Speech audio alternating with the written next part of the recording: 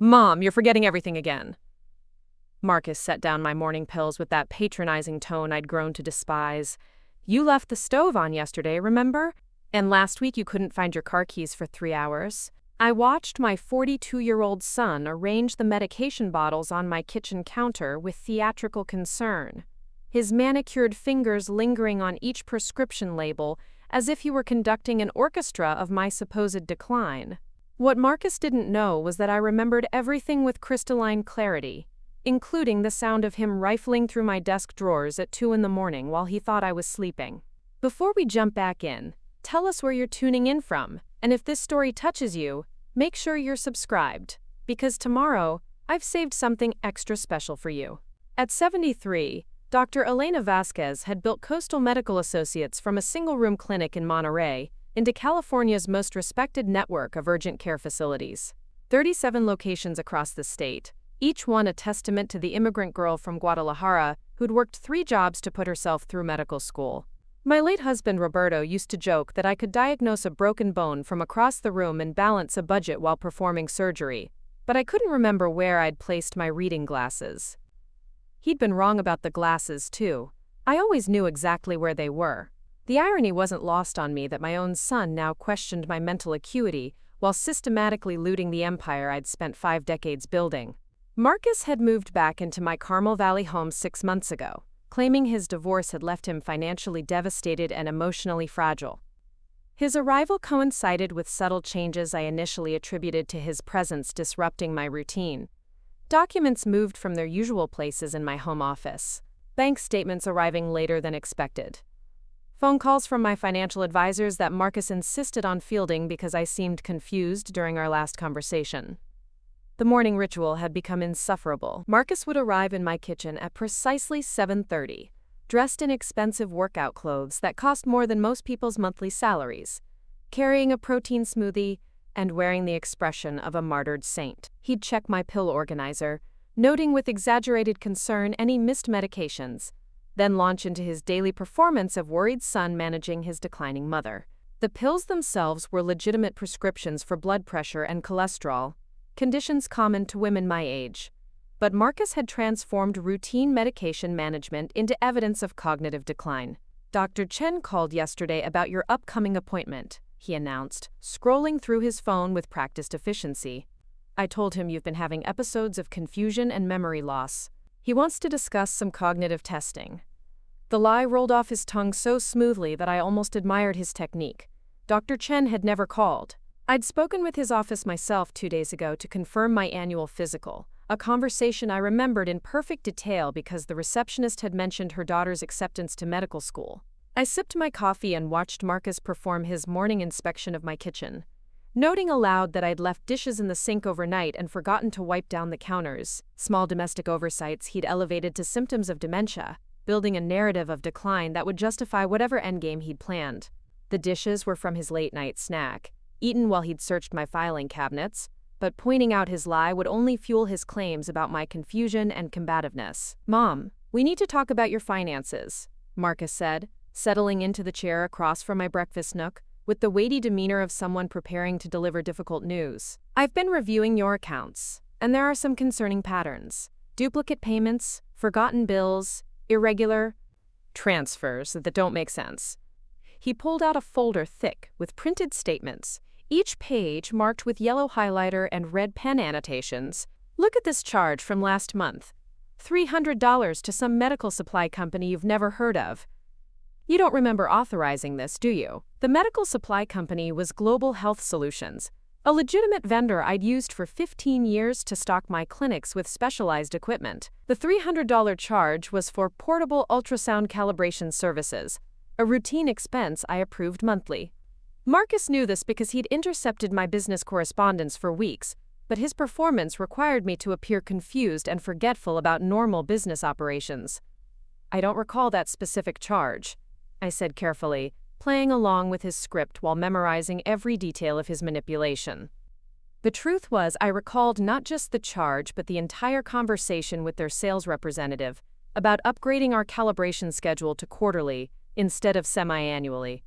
I remembered the representative's name, Jennifer Walsh, and her mention of their new facility in Sacramento that would reduce our service times by 40%. Marcus nodded with the satisfaction of someone whose point had been proven. This is exactly what I'm talking about, Mom. You're making financial decisions you can't remember, authorizing payments for services you don't recognize. What if someone's taking advantage of your condition? The irony was breathtaking. My son, who was stealing from me systematically, expressing concern about others taking advantage of my supposed vulnerability. Over the following hour, Marcus walked me through a detailed presentation of my financial confusion, complete with printed charts and highlighted discrepancies that painted a picture of cognitive decline affecting my business judgment. Every legitimate expense had been reframed as evidence of memory loss. Every normal business transaction became proof that I needed protection from my own failing mind.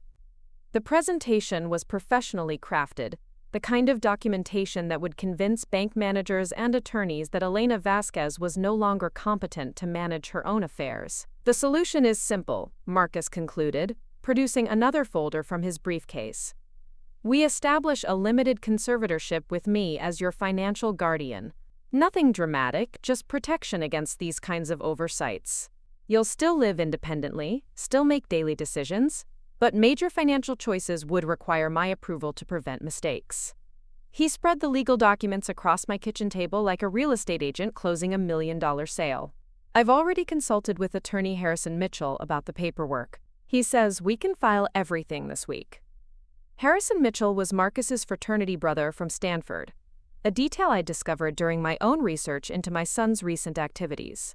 They'd maintained contact over the years, primarily through alumni events and charity golf tournaments. Mitchell specialized in estate planning and elder law, the perfect accomplice for someone planning to gain legal control over an elderly parent's assets. The conservatorship documents were already prepared, requiring only my signature and a judge's approval based on medical testimony about my declining cognitive function. I need time to think about this, I said, though my mind was already racing through the implications of Marcus's plan. Once he gained conservatorship, even limited authority would give him access to my business accounts, investment portfolios, and decision-making power over Coastal Medical Associates. He could sell properties, liquidate investments, and transfer assets, while claiming to protect my interests, the perfect legal theft disguised as filial responsibility. Marcus's expression shifted to practiced patience, the look of a son dealing with an unreasonable parent who couldn't grasp her own limitations. Mom, I understand this feels overwhelming, but we can't wait for... Preparing and narrating this story took us a lot of time. So if you are enjoying it, subscribe to our channel. It means a lot to us. Now, back to the story. Your condition to worsen. Dr. Chen will need to evaluate your cognitive state for the court petition anyway. Why don't we schedule that assessment this week and take things step by step? Every word was calculated to reinforce the narrative of my decline while pressuring me toward compliance with his timeline. After Marcus left for his morning workout, I sat in my kitchen reviewing the conservatorship documents with the clinical precision I'd once applied to patient diagnoses. The paperwork was thorough and professionally prepared, designed to appear protective rather than predatory. Limited financial authority, regular court oversight, provisions for my continued independence in daily matters. To an outside observer, it would seem like a caring son protecting his aging mother from the early stages of dementia. The reality was far different. I pulled out my laptop and accessed to the secure server where I maintained backup records of all my business transactions. Every charge Marcus had questioned was legitimate and properly documented. Every forgotten payment was part of normal business operations he'd deliberately misrepresented. Every instance of supposed confusion was actually evidence of his systematic deception about my mental state. My phone rang and I recognized the number immediately. Dr. Patricia Chen from Monterey Memory Care, returning my call from yesterday. Dr. Vasquez, I received your message about concerns regarding your son's claims about cognitive issues. Are you experiencing any memory problems or confusion? Her voice carried the professional warmth I remembered from our brief meeting at a medical conference 2 years ago. My memory is perfectly intact, I explained. But my son is telling people I'm showing signs of dementia and needs conservatorship authority over my finances. I suspect he's planning to use fabricated medical testimony to support a court petition. The words felt strange coming from my mouth, accusing my own child of elder abuse, but the evidence was overwhelming. Dr. Chen's tone became more serious. That's a significant allegation, Dr. Vasquez. Elder financial abuse often involves family members claiming cognitive decline to justify taking control of assets. Would you be willing to undergo comprehensive cognitive testing to document your actual mental state? The irony struck me immediately. Marcus wanted cognitive testing to prove my incompetence. I wanted the same testing to prove my competence. The difference was that I actually welcomed objective evaluation of my mental acuity. We scheduled a full neuropsychological assessment for the following week, including memory testing, executive function evaluation, and decision-making capacity analysis. Dr. Chen would provide written documentation of my cognitive state, either supporting or refuting claims about dementia or mental decline. If Marcus proceeded with his conservatorship petition, I'd have professional ammunition to defend myself in court. That afternoon, I drove to my main clinic in Monterey for my regular weekly rounds, a routine I'd maintained for 25 years. Walking through the facility I'd designed and built, greeting staff members I'd hired and trained, reviewing patient cases with physicians I'd mentored, everything reinforced the absurdity of Marcus's claims about my cognitive decline. My medical knowledge remained sharp, my diagnostic skills intact, my business judgment sound. Dr. Elena, good to see you, called Maria Santos, my head nurse practitioner who'd worked with me for 18 years. The new equipment installation went perfectly. The ultrasound calibration you approved last month is already improving our cardiac assessments. Her comment reminded me of Marcus's morning performance, questioning the very charge Maria was now praising as excellent clinical judgment. I spent 2 hours reviewing patient charts, consulting on complex cases, and discussing facility improvements with department heads. Every interaction demonstrated the mental acuity Marcus claimed I'd lost. My memory for medical procedures, patient histories, and business operations remained as sharp as ever. The idea that I needed a conservator to protect me from my own decisions was not just false, but insulting to the woman who'd built a medical empire through careful planning and sound judgment. During my drive home, I reflected on the gradual escalation of Marcus's deception. 6 months ago, he'd been a successful investment advisor managing portfolios for high-net-worth clients in San Francisco. His divorce settlement had been substantial enough to maintain his lifestyle, yet he'd claimed financial devastation required moving back home. The timing now seemed calculated rather than coincidental. He'd arrived just as I'd completed the sale of 2 clinic properties, generating significant cash reserves that would soon become his target. The initial signs had been subtle. Mail delivered to his hands instead of mine. Phone calls he'd answered on my behalf. Conversations with my financial advisors that he'd monitored while claiming concern about my understanding of complex transactions. Each intervention had been framed as helpful assistance for an aging parent, but the cumulative effect was isolation from my own affairs and creation of witnesses to my supposed confusion. Marcus's evening routine provided additional evidence of his true intentions. After claiming early bedtime due to exhaustion from managing my care, he'd spent hours in my home office, photographing documents, accessing my computer, and researching my assets. I'd installed a small security camera in the hallway, disguised as a smoke detector, that captured his midnight activities in perfect detail. The footage would be crucial evidence if his conservatorship plan proceeded to court. My phone buzzed with a text message from Marcus. Had lunch with Harrison Mitchell today. He's prepared to file the conservatorship paperwork this Friday if you're ready. Dr. Chen's assessment will support the petition. Time to protect your legacy, Mom. The assumption that Dr. Chen would provide supportive testimony revealed Marcus's confidence in his deception, but also his ignorance about my actual relationship with the medical community. I replied with carefully neutral language. Let's discuss this tomorrow morning. I want to understand all the details before making any decisions. The response would buy me time while avoiding confrontation that might accelerate his timeline. If Marcus suspected I was investigating his activities or preparing my own legal defense, he might rush the conservatorship filing before I could gather sufficient evidence to oppose it. That evening, I sat in my study reviewing the security footage from Marcus's nocturnal explorations. The camera captured him photographing business contracts, bank statements, and investment portfolios with methodical thoroughness.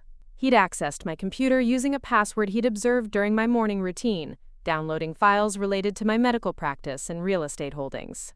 The systematic nature of his activities proved premeditation rather than desperate improvisation.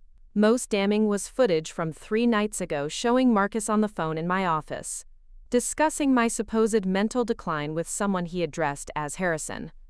The conversation included specific details about my net worth, asset distribution, and plans for liquidating properties once conservatorship was established.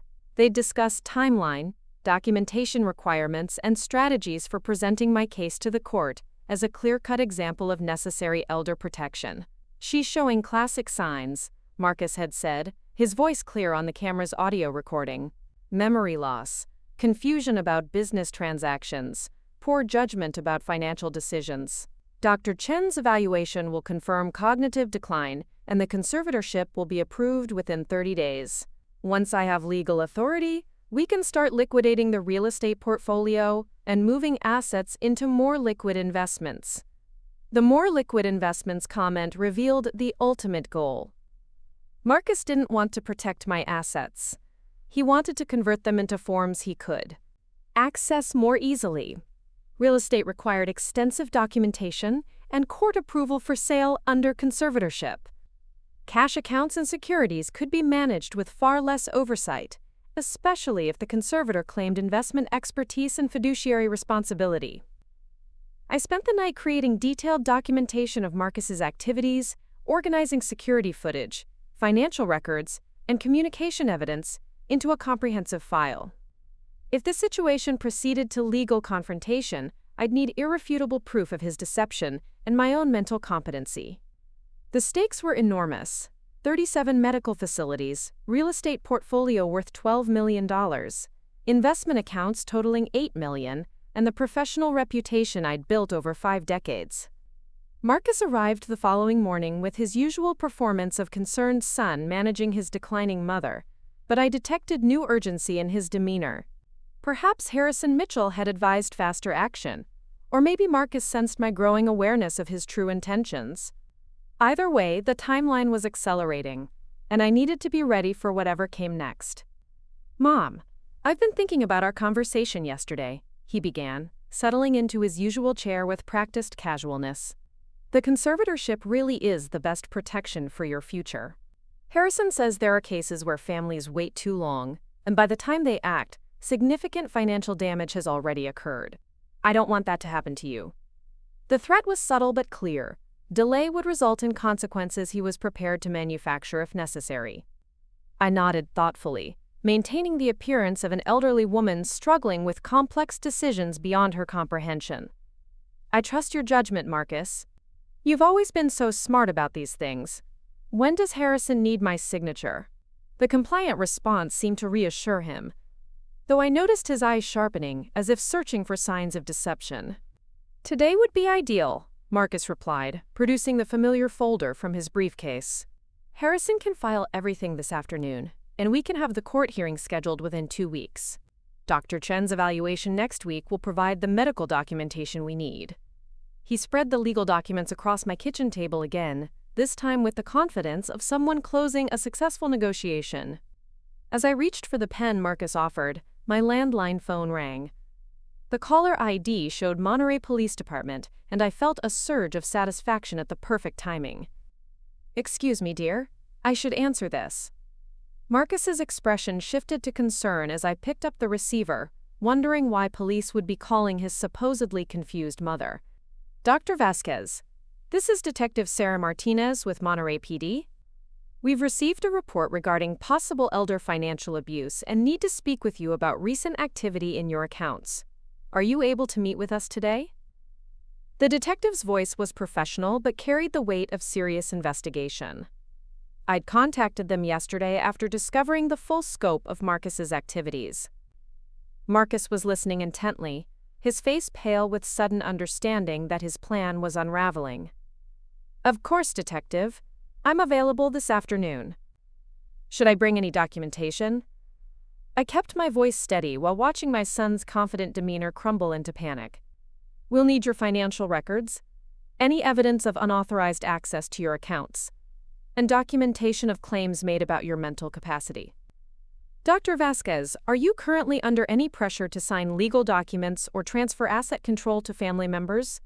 The question hung in the air like a sword over Marcus's head. I looked directly at my son, whose hands were trembling as he realized the conservatorship documents on my table had become evidence of attempted fraud. Yes, Detective. I have documentation ready for your review. Marcus stood abruptly, grabbing his briefcase and backing toward my kitchen door with the panicked movement of someone whose carefully planned crime was collapsing in real time. Mom, I think there's been some misunderstanding, he stammered, his smooth confidence replaced by desperate damage control. Maybe we should postpone the conservatorship discussion until we can clear up whatever confusion you've experienced. The irony was perfect. Marcus, who'd spent months claiming I was confused, now suggesting that confusion might explain his own criminal behavior. No confusion at all, dear, I replied, my voice carrying the steel authority that had built Coastal Medical Associates from nothing. I remember everything with perfect clarity. Every midnight search of my office, every forged claim about my mental state, every lie you've told to position yourself as my financial guardian. Detective Martinez, I'll see you at 2 o'clock with complete documentation. Marcus fled through my front door, leaving the conservatorship papers scattered across my kitchen table like evidence of his failed coup. Through my window, I watched him drive away at dangerous speed, probably calling Harrison Mitchell to warn about the criminal investigation that would soon engulf them both. I gathered the legal documents Marcus had abandoned, adding them to the evidence file I'd prepared for law enforcement. The conservatorship petition would now serve as proof of attempted elder abuse, rather than protection for a declining mind. Every lie Marcus had told, every false claim about my confusion, every manipulation designed to steal my life's work, all of it would be thoroughly investigated by professionals trained to recognize financial exploitation. The afternoon meeting with Detective Martinez lasted 3 hours. I presented security footage of Marcus's nocturnal activities, audio recordings of his conversations about liquidating my assets, documentation of his false claims about my mental state, and evidence of his collaboration with attorney Harrison Mitchell. The detective took detailed notes and assured me that elder financial abuse cases received serious attention, especially when the evidence was as comprehensive as what I'd provided. Dr. Vasquez, your situation is unfortunately common, Detective Martinez explained. Adult children often target elderly parents with financial abuse, using claims of cognitive decline to justify taking control of assets. The difference in your case is the sophistication of the planned conservatorship fraud and the clear evidence of premeditation. She scheduled follow-up interviews with Marcus and Harrison Mitchell, along with forensic analysis of my financial accounts for unauthorized activity. That evening, I sat in my study reflecting on the dramatic reversal of Marcus's plan. He'd spent months positioning himself as the protective son, managing his declining mother's affairs, building documentation and witness testimony to support a legal claim of necessary intervention. Instead, his own actions had provided irrefutable evidence of criminal intent, turning his conservatorship petition into a confession of attempted elder abuse. My phone rang repeatedly with calls from Marcus, each message growing more desperate as he realized the scope of his legal exposure. Mom, please call me back. I think there's been a terrible misunderstanding about my intentions. I was only trying to protect you from financial predators. You know I'd never hurt you. The messages revealed his panic and his complete misunderstanding of how thoroughly I'd documented his activities. I didn't return his calls. Instead, I contacted my attorney, Rebecca Stone, to discuss protection strategies while the criminal investigation proceeded. Rebecca had handled my business legal affairs for 15 years and knew both my mental acuity and my fierce independence. Elena, this is a serious situation, she said after reviewing my evidence. Marcus and his accomplice attorney face multiple felony charges if the investigation confirms fraud. You'll need comprehensive legal protection during the process. Rebecca recommended immediate changes to my financial accounts, security protocols for my business operations, and documentation of my cognitive competency through independent medical Evaluation. We also discussed potential civil litigation to recover any assets Marcus might have diverted during his months of unauthorized account access. The investigation would determine the full scope of his theft, but preliminary evidence suggested substantial financial fraud beyond the attempted conservatorship. The cognitive assessment with Dr. Chen the following week provided objective confirmation of what I'd known all along. My memory, judgment, and decision-making capacity remained excellent for someone of any age. Dr. Vasquez, your test results show cognitive function in the superior range across all categories. Dr. Chen explained, there's absolutely no evidence of dementia, memory impairment, or decreased mental capacity. Anyone claiming you need conservatorship protection would be contradicting clear medical evidence. Dr. Chen's report would be crucial evidence if Marcus attempted to revive his conservatorship plan, though his criminal exposure made that scenario increasingly unlikely. More importantly, the assessment provided professional validation of my mental competency, refuting months of Marcus's lies about my supposed decline. I was the same sharp, decisive woman who'd built a medical empire, and the documentation proved it beyond any doubt. 2 weeks later, Detective Martinez called with an update that brought both satisfaction and sadness. Dr. Vasquez, we've arrested Marcus Vasquez and Harrison Mitchell on charges of conspiracy to commit elder financial abuse, attempted fraud, and computer crimes. The evidence you provided was crucial to building our case. The investigation had uncovered additional victims, other elderly clients Mitchell had targeted through similar conservatorship schemes. Marcus was being held on $200,000 bail, an amount that seemed poetic given his supposed financial desperation. Harrison Mitchell faced potential disbarment along with criminal charges, his legal career destroyed by greed and ethical violations. The conspiracy they'd planned to steal my life's work had instead demolished their own futures, leaving them facing years in prison for attempted elder abuse. The preliminary hearing was scheduled for the following month, where I'd testify about Marcus's systematic deception and his attempts to gain control of my assets through fraud. The irony was overwhelming. My son, who'd claimed I was too confused to manage my own affairs, would face judgment for his criminal behavior, while I testified with the clarity and precision that had defined my medical career. That evening I walked through my Carmel Valley home, appreciating the silence after months of Marcus's manipulative presence. The house felt clean again, free from the contamination of his lies and scheming. I'd protected not just my assets but my autonomy, refusing to become another victim of elder financial abuse disguised as family concern. My phone buzzed with a text from my nephew David, Roberto's sister's son, who lived in Portland and worked as a civil engineer. Aunt Elena, I heard about Marcus's arrest. I'm driving down this weekend to check on you and help with anything you need. David had always been the family member who inherited Roberto's integrity and work ethic, qualities Marcus had never possessed. The contrast was striking and hopeful. While Marcus had tried to steal my legacy through fraud and manipulation, David offered genuine support without expectation of financial gain. Family wasn't defined by blood relations but by character, integrity, and mutual respect. Marcus had forfeited his place in my family when he chose theft over honesty, but David remained the kind of person worthy of inheriting what I'd built. As I prepared for bed, I reflected on the dramatic reversal of fortune that had protected my life's work from Marcus's schemes. He'd underestimated the woman who'd built Coastal Medical Associates through intelligence, determination, and careful planning. My memory hadn't failed. It had been my greatest weapon against his deception. Every detail he'd thought I'd forgotten had been carefully catalogued as evidence of his criminal intent. Justice would be served through the legal system, but the real victory was preserving my independence and autonomy against someone who tried to steal both through fraud. At 73, Dr. Elena Vasquez remained as sharp and capable as ever, ready to continue building her legacy with people who deserved to inherit it honestly. The story was far from over, but the first battle had been won decisively. Marcus's plan to steal my empire by claiming I couldn't remember anything had failed spectacularly because I remembered everything, including every detail of his betrayal. Tomorrow would bring new challenges as the legal process continued, but tonight, I slept peacefully in my own home, protected by the truth and the courage to fight for what I'd built.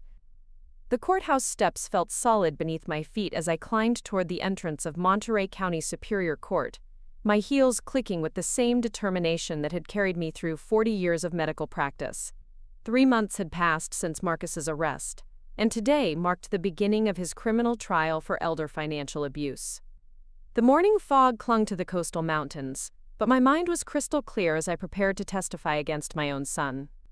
Detective Martinez met me in the hallway outside Courtroom B, her expression mixing professional confidence with personal concern. "Dr. Vasquez, the prosecution team is ready to present your case. District Attorney Williams believes we have overwhelming evidence for conviction." She handed me a folder containing the timeline we'd developed during months of investigation. "Your testimony will be crucial in demonstrating Marcus's systematic deception and premeditated fraud." The prosecution had built their case around 3 central elements: Marcus's false claims about my mental capacity, his unauthorized access to my financial accounts, and his conspiracy with Harrison Mitchell to establish fraudulent conservatorship. Each component was supported by evidence I'd meticulously gathered during his 6-month residence in my home. Security footage, audio recordings, financial documentation, and witness testimony painted a comprehensive picture of calculated elder abuse. Attorney Rebecca Stone accompanied me into the courtroom, her presence providing both legal counsel and moral support. "Elena, remember that your role today is simply to tell the truth about Marcus's behavior and your own mental state. The evidence speaks for itself." Rebecca had represented me through the preliminary hearings and civil asset protection proceedings, establishing a firewall around my business operations while the criminal case proceeded. Marcus sat at the defendant's table beside his court-appointed attorney, looking smaller and more fragile than the confident manipulator who'd tried to steal my empire. His expensive clothes had been replaced by an ill-fitting suit that suggested his assets had been frozen pending resolution of the criminal charges. He avoided eye contact as I took my seat in the witness gallery, perhaps finally understanding the magnitude of his miscalculation. Harrison Mitchell occupied a separate defendant's table, facing additional charges of legal malpractice and violation of fiduciary duty. His law license had been suspended pending the outcome of criminal proceedings, effectively ending a career built on exploiting vulnerable elderly clients. The state bar investigation had uncovered 6 other cases where Mitchell had orchestrated similar conservatorship fraud schemes, making Marcus's case part of a broader pattern of criminal behavior. District Attorney Sarah Williams approached the witness stand where I'd been sworn in, her demeanor reflecting both respect for my professional standing and determination to secure justice. "Dr. Vasquez, please tell the court about your educational background and professional achievements." The question allowed me to establish my credibility and mental acuity before addressing Marcus's false claims about my cognitive decline. I graduated from Stanford University School of Medicine in 1975, completed my residency in emergency medicine at UCSF, and founded Coastal Medical Associates in 1980. Over 4 decades, I've built the practice into California's largest network of urgent care facilities, currently operating 37 locations across the state. I maintain active medical licenses, serve on hospital boards, and continue practicing medicine at age 73. The chronology of my achievements provided stark contrast to Marcus's narrative of a confused elderly woman incapable of managing her own affairs. Each accomplishment represented years of focused effort, sound judgment, and mental acuity that contradicted his claims about my supposed dementia. The jury listened intently as I described the intellectual demands of modern medical practice and business management. "Dr. Vasquez, did your son Marcus make claims about your mental capacity during his residence in your home?" DA Williams continued, guiding my testimony toward the heart of the prosecution's case. The question opened the door to detailed description of Marcus's systematic campaign to portray me as cognitively impaired. Marcus repeatedly told family, friends, and medical professionals that I was experiencing memory loss, confusion, and poor judgment regarding financial decisions. He claimed I'd forgotten routine business transactions, made duplicate payments, and authorized charges I couldn't remember. These statements were completely false, designed to justify his request for conservatorship authority over my assets. I explained how Marcus had intercepted my mail, monitored my phone calls, and misrepresented normal business expenses as evidence of cognitive confusion. Each lie was calculated to build a paper trail supporting his eventual petition for legal control over my finances. The systematic nature of his deception proved premeditation, rather than misguided concern for my well-being. DA Williams displayed security footage on the courtroom's video screen, showing Marcus in my home office at 2 in the morning, photographing business documents and accessing my computer without permission. Dr. Vasquez, did you give Marcus authorization to access your private files and financial records? The question established both privacy violation and criminal intent behind his nocturnal activities. I never gave Marcus permission to access my office, computer, or financial documents. He was systematically photographing contracts, bank statements, and business records, while claiming to protect me from my own poor judgment. The footage shows him copying information he later used to support false claims about my mental state. The visual evidence was damning, showing clear criminal behavior rather than protective family oversight. The audio recordings were equally powerful. DA Williams played excerpts from Marcus's phone conversations with Harrison Mitchell, captured by the security system during his midnight activities. She's showing classic signs of dementia, Marcus's voice filled the courtroom. Memory loss, confusion about business transactions, poor judgment about financial decisions. Once I have conservatorship authority, we can start liquidating the real estate portfolio and moving assets into more liquid investments. The recordings revealed Marcus's true motives, not protection of a vulnerable parent, but systematic theft of assets through legal manipulation. His casual discussion of liquidating my life's work demonstrated callous disregard for my achievements and financial security. The conspiracy with Mitchell showed sophisticated planning, rather than desperate improvisation by a concerned family member. Dr. Vasquez, did you undergo cognitive testing to evaluate your actual mental capacity? DA Williams asked, introducing the medical evidence that would demolish Marcus's claims about my supposed decline. Dr. Patricia Chen's comprehensive neuropsychological evaluation provided objective documentation of my cognitive function. Dr. Chen conducted extensive testing of my memory, executive function, and decision-making capacity. The results showed cognitive performance in the superior range for someone of any age, with no evidence of dementia, memory impairment, or decreased mental acuity. The medical evidence directly contradicts every claim Marcus made about my mental state. The professional assessment eliminated any doubt about my competency to manage my own affairs.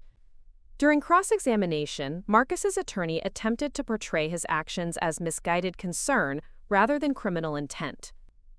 Dr. Vasquez, isn't it possible that Marcus genuinely believed you were experiencing cognitive decline and was trying to protect your interests? The question reflected the defense strategy of claiming good intentions despite overwhelming evidence of fraud. Marcus knew exactly what he was doing. I replied firmly. His phone conversations with Attorney Mitchell revealed detailed planning to liquidate my assets once conservatorship was established.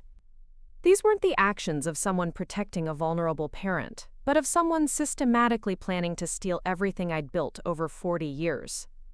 The evidence left no room for alternative interpretation of Marcus's motives. The defense attorney pressed further, suggesting that family conflicts might have influenced my perception of Marcus's intentions. Doctor, weren't you angry about Marcus moving back home after his divorce?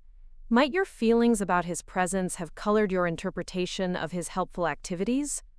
The implication that my testimony reflected family resentment rather than objective truth was both insulting and legally irrelevant. My testimony is based on documented evidence, not personal feelings, I responded.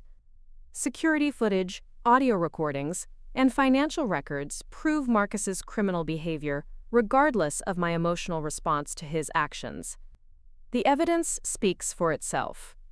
The prosecutor's objection was sustained, and the defense's attempt to undermine my credibility failed spectacularly. Harrison Mitchell's testimony as prosecution witness provided devastating confirmation of the conspiracy's scope and sophistication. Facing potential disbarment and criminal conviction, Mitchell had agreed to cooperate with prosecutors in exchange for reduced charges. His description of the planned conservatorship fraud revealed months of careful preparation and legal manipulation. Marcus contacted me about establishing conservatorship over his mother's assets. Mitchell testified, his voice barely audible as he admitted his ethical violations. He claimed Dr. Vasquez was experiencing dementia and needed protection from her own poor financial judgment. We developed a strategy to document her supposed cognitive decline and petition the court for conservatorship authority. Mitchell's testimony revealed the conspiracy's timeline, from initial planning through document preparation and intended court filing. He'd prepared comprehensive conservatorship papers, researched procedures for expedited approval, and advised Marcus on building evidence of my supposed mental incapacity. The systematic planning proved both defendants understood the fraudulent nature of their scheme. Did you verify Marcus's claims about Dr. Vasquez's mental state through independent medical evaluation? The prosecutor asked, highlighting Mitchell's failure to perform basic due diligence before proceeding with conservatorship documents. The question exposed his willingness to accept unsubstantiated claims about my cognitive function. I relied on Marcus's representations about his mother's condition, Mitchell admitted. I didn't require independent medical evaluation or attempt to verify his claims about her mental capacity. In retrospect, I should have insisted on professional cognitive assessment before proceeding with conservatorship documentation. The admission revealed gross negligence at best, criminal conspiracy at worst. The prosecution introduced evidence of Mitchell's involvement in similar schemes targeting other elderly clients. 6 additional cases showed a pattern of fraudulent conservatorship petitions based on false claims about cognitive decline. Mitchell's law practice had specialized in exploiting vulnerable seniors through legal manipulation disguised as protective intervention. Attorney Mitchell, did you share financial benefits from successful conservatorship arrangements with family members who brought you these cases? The question addressed the financial motivation behind Mitchell's criminal behavior. His admission of fee-sharing agreements with co-conspirators demonstrated systematic elder exploitation for profit. I received legal fees for conservatorship establishment and ongoing administration, with additional compensation for asset management services. Mitchell testified reluctantly. In some cases, I shared fees with family members who brought clients to my practice. These arrangements were structured to appear legitimate while providing financial benefits to all participants. The fee-sharing admission proved Mitchell's financial stake in successful conservatorship fraud. He wasn't just providing legal services but actively profiting from elder financial abuse through systematic exploitation of court procedures designed to protect vulnerable adults. His cooperation with prosecution couldn't undo the damage he'd caused to previous victims. Dr. Patricia Chen's testimony provided scientific foundation for demolishing Marcus's claims about my cognitive decline. Her credentials as a neuropsychology specialist and memory care expert established her authority to evaluate cognitive function and diagnose dementia. Her assessment of my mental capacity was thorough, objective, and professionally unassailable. I conducted comprehensive neuropsychological testing of Dr. Vasquez, including memory assessment, executive function evaluation, and decision-making capacity analysis. Dr. Chen explained to the jury. The test battery is designed to detect cognitive impairment, dementia, and mental capacity issues that might affect someone's ability to manage their own affairs. Dr. Chen's results were unambiguous and devastating to the defense case. Dr. Vasquez scored in the superior range across all cognitive categories, demonstrating memory function, judgment, and decision-making capacity well above average for someone her age. There is absolutely no evidence of dementia, cognitive decline, or mental impairment that would justify conservatorship protection.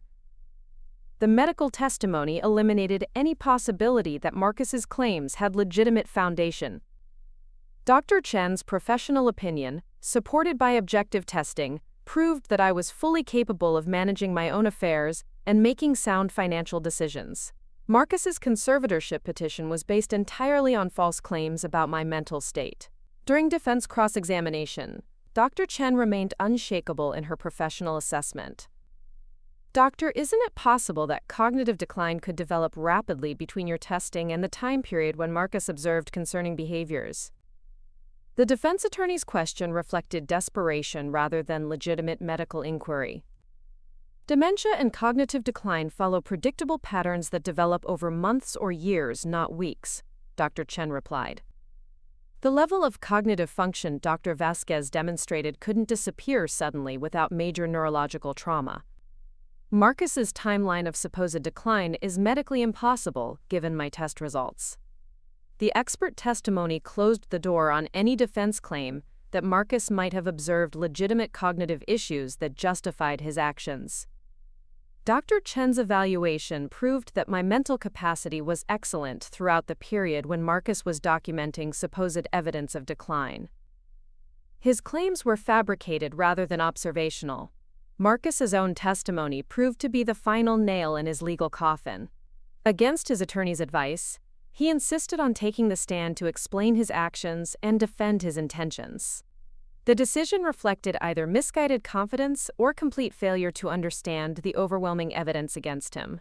I was genuinely concerned about my mother's mental state, Marcus began, his voice carrying a hollow ring of false sincerity. She seemed confused about business transactions, forgetful about daily activities, and poor judgment about financial decisions. I thought conservatorship would protect her from people who might take advantage of her condition. The irony was staggering.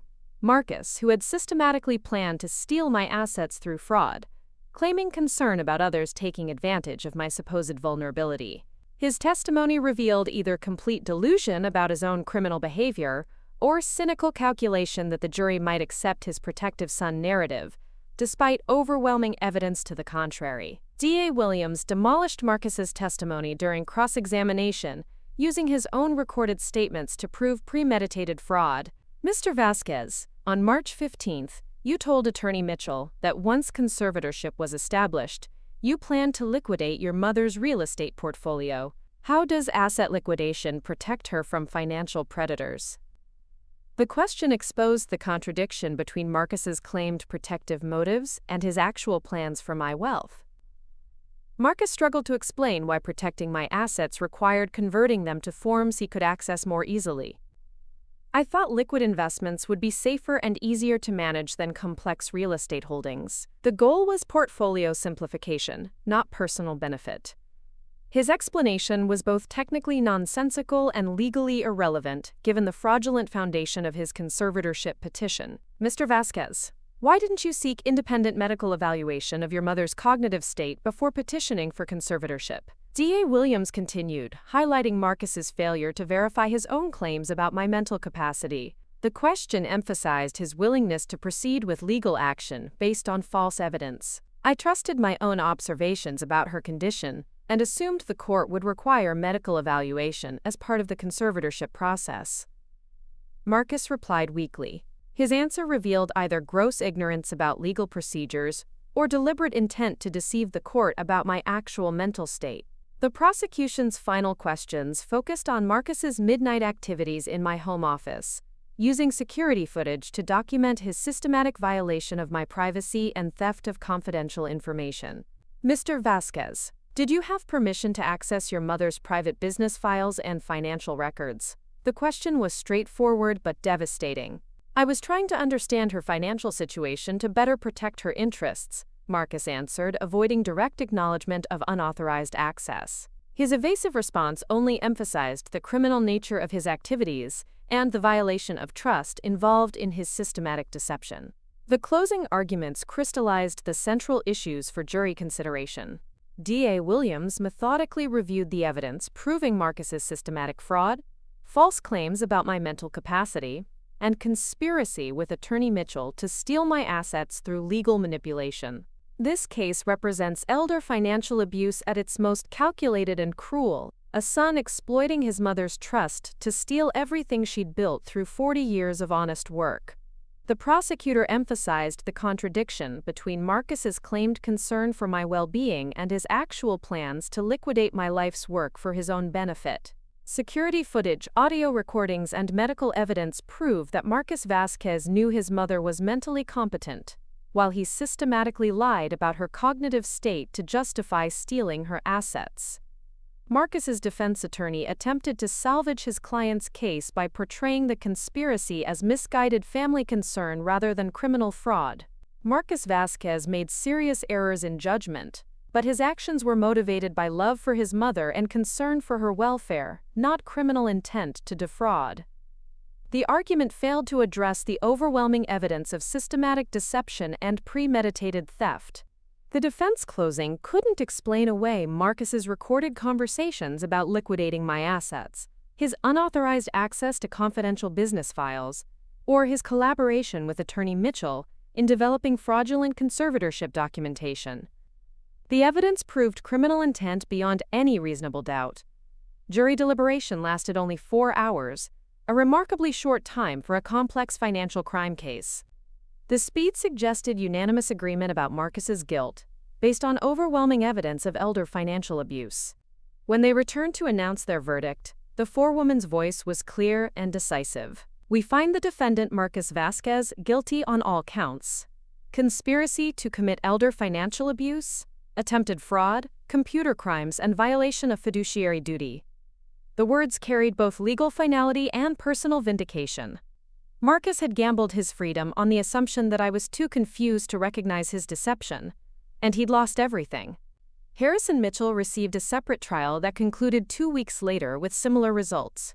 His conviction on multiple counts of elder abuse and legal malpractice resulted in disbarment and a longer prison sentence reflecting his professional responsibility and pattern of targeting vulnerable clients. The state bar investigation had uncovered additional victims, making Mitchell's case a landmark precedent for attorney accountability. Marcus's sentencing hearing provided an opportunity for victim impact testimony that I'd prepared carefully. Standing before Judge Patricia Morrison, I spoke directly to my son for the first time since his arrest. Marcus, you tried to steal 40 years of my life's work by claiming I couldn't remember basic facts about my own business. Your crime wasn't just financial fraud, but an assault on my dignity, independence, and mental capacity. I continued, my voice carrying the authority that had commanded respect in medical conferences and business meetings for decades. You underestimated the woman who built Coastal Medical Associates from nothing, through intelligence, determination, and honest work. My memory didn't fail me. It became my greatest weapon against your deception. I remembered every detail of your betrayal, because remembering is what kept me strong. Judge Morrison sentenced Marcus to 6 years in state prison, followed by 5 years of supervised probation and restitution totaling $1.2 million covering investigative costs, legal fees, and damages to my business operations. The financial penalty would follow him for life, ensuring that his crime carried permanent consequences beyond imprisonment. Mr. Vasquez, Judge Morrison addressed my son directly. Elder financial abuse represents one of our society's most despicable crimes, exploiting the trust and vulnerability of family members for personal gain. Your systematic deception and planned theft of your mother's life work demonstrates callous disregard for both family bonds and legal obligations.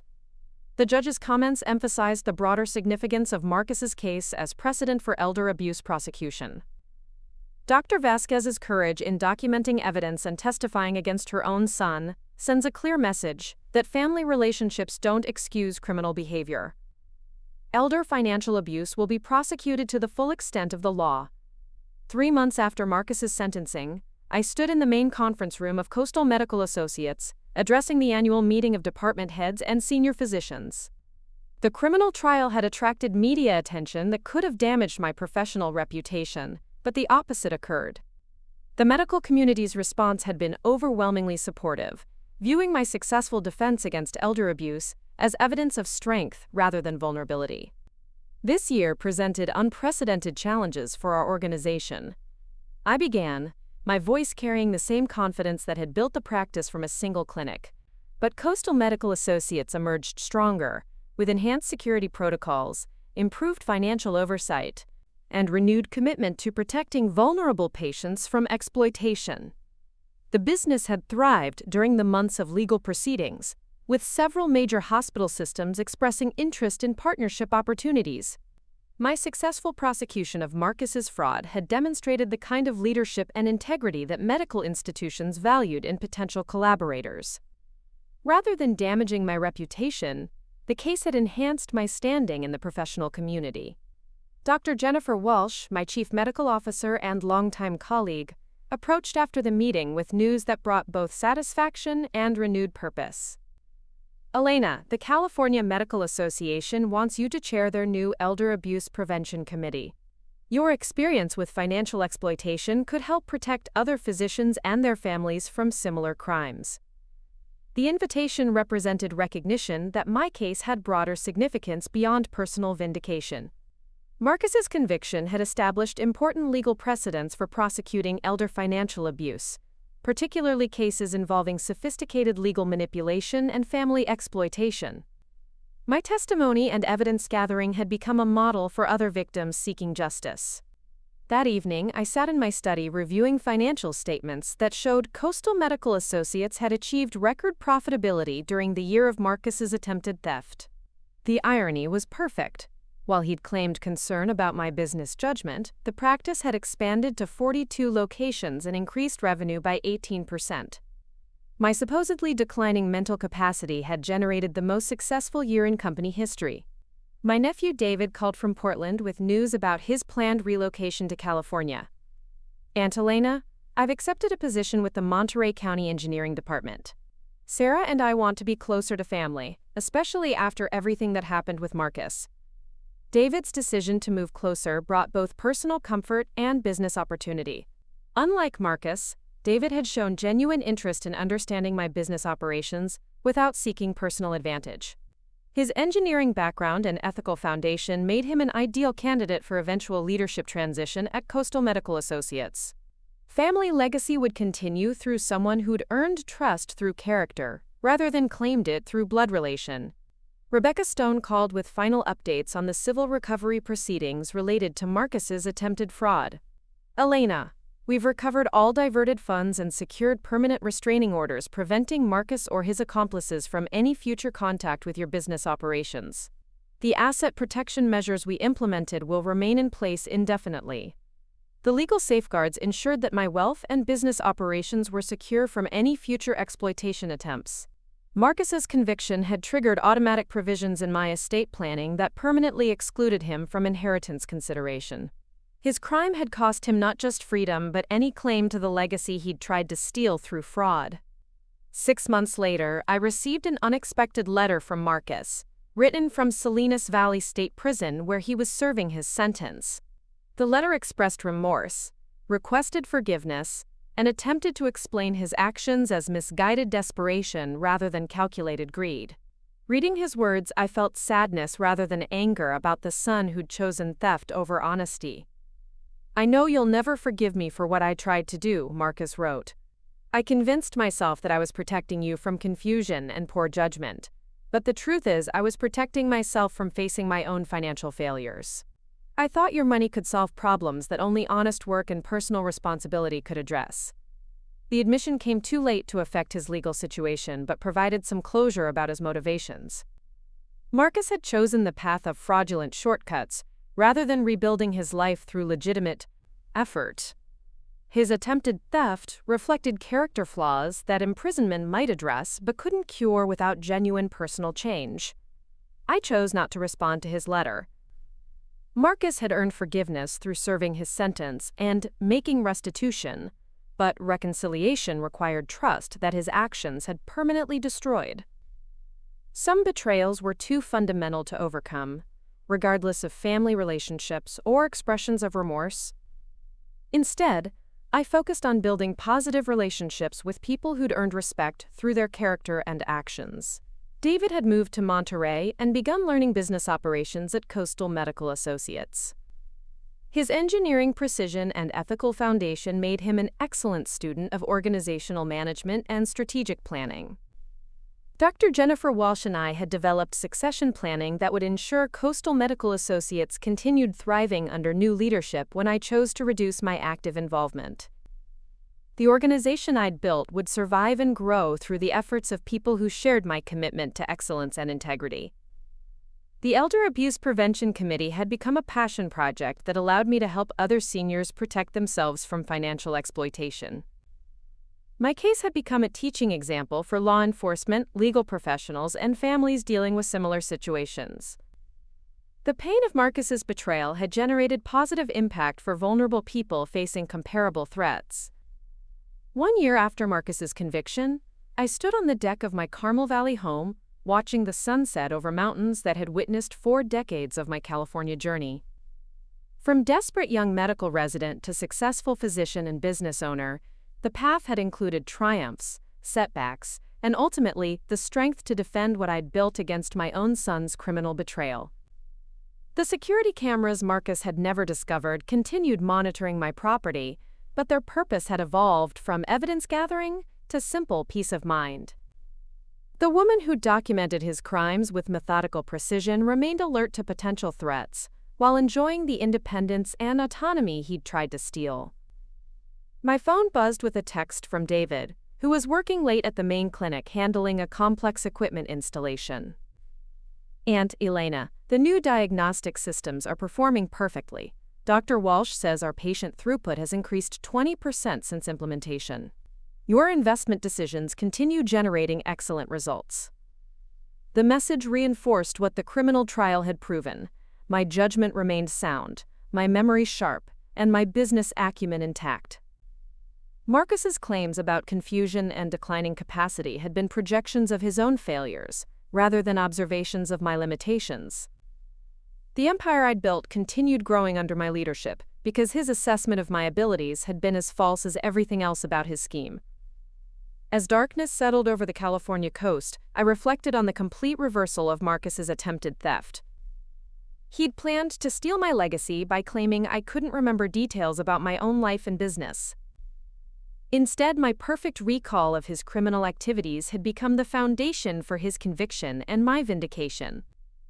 The story had ended exactly as it should: justice served, assets protected, and truth triumphant over sophisticated deception. Marcus had learned that underestimating Dr. Elena Vasquez was a mistake that carried permanent consequences. My memory hadn't failed when it mattered most. It had been my greatest strength in defending everything I'd worked to build. Tomorrow would bring new challenges and opportunities in the ongoing journey of building Coastal Medical Associates and mentoring the next generation of ethical leaders. But tonight, I celebrated the victory of an elderly woman who'd refused to become a victim and instead became an inspiration for others facing similar threats. The empire Marcus had tried to steal through fraud remained intact, growing stronger, under the leadership of someone who'd proven that age brought wisdom rather than vulnerability, when combined with courage and determination. My legacy would continue not because I'd forgotten everything, but because I'd remembered every detail that mattered. Up next, you've got 2 more standout stories right on your screen. If this one hit the mark, you won't want to pass these up. Just click and check them out.